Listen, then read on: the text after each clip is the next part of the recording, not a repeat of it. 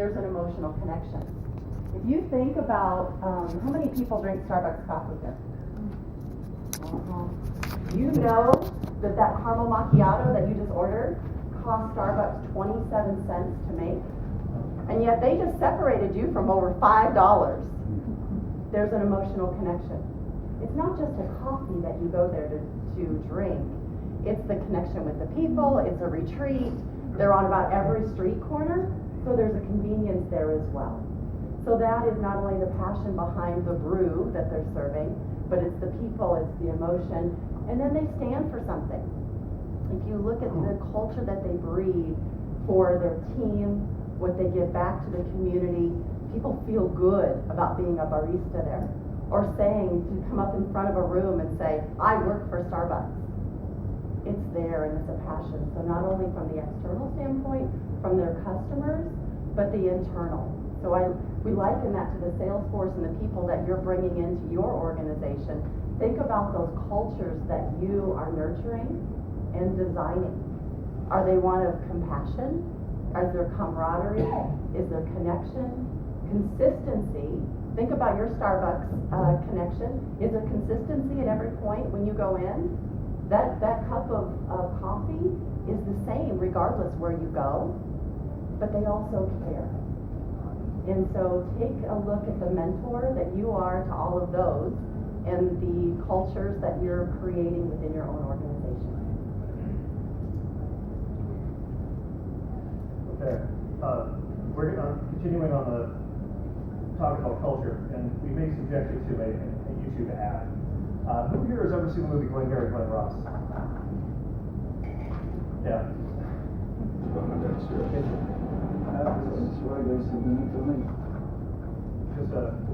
forgive us. This is one ad. We're going to play a short clip about how what the nightmare sales culture is all about.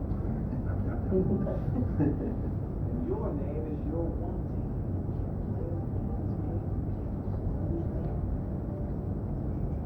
Working on it. Because only one thing counts in this life. Get them to sign on the line which is dotted. You hear me, you fucking faggots? Sorry about the language.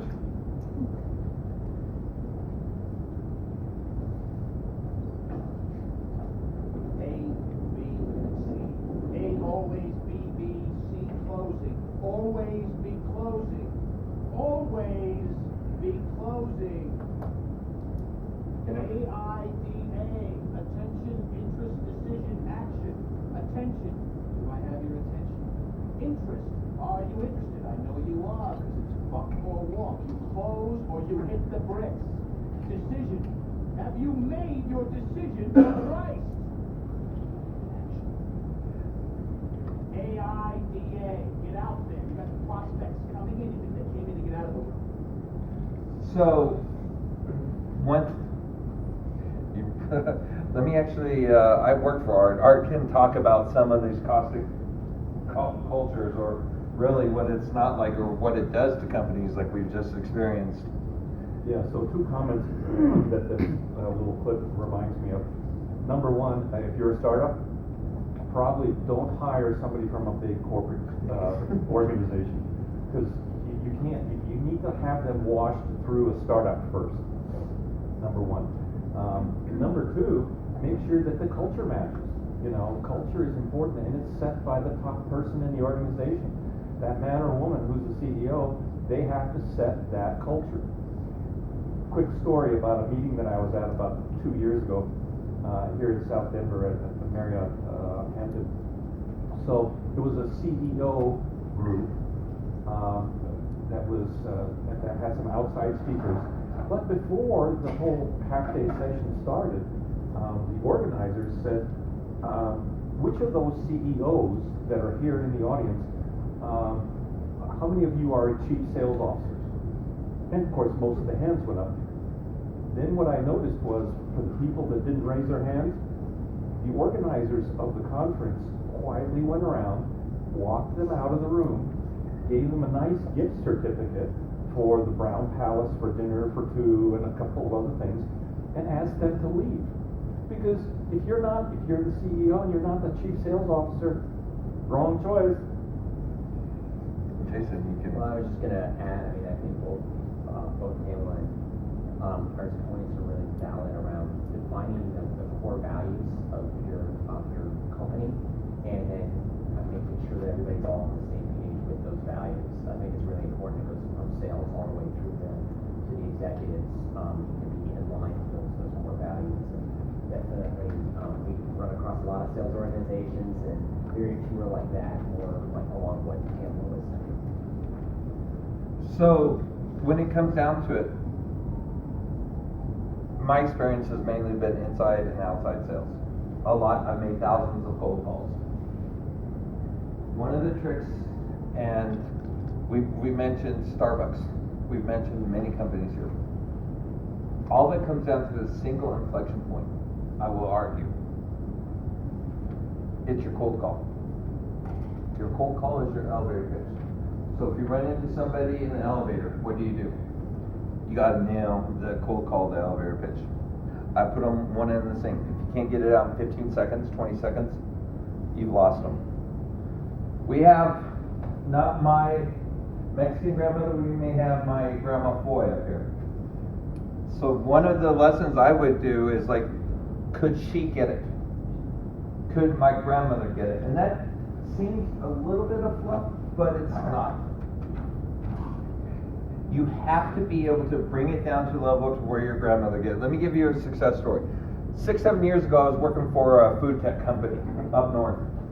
I'm riding the mall shuttle. This gentleman asked me what it did. I gave him my cold call pitch, pretty much the same one I used on the phone. He was oil and gas.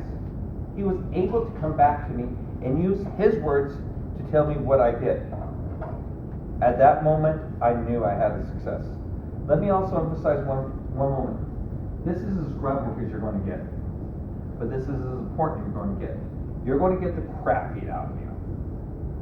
But if you believe in your business, you believe in your culture, you're going to get to this point. And if you're not to this point at this moment, figure out how to get there. Yeah, there's a lot of startups where, I'm working for one right now, where they're really impressed with the product that they designed. They say, the market's great, everyone needs this. They want to talk about features and benefits.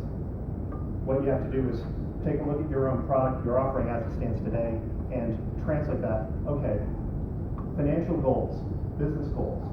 How does this product get you there? Currently, I was hired to sell AP process automation, and we don't have a marketing department right now, frankly. And I'm hammering into the company's president's skull.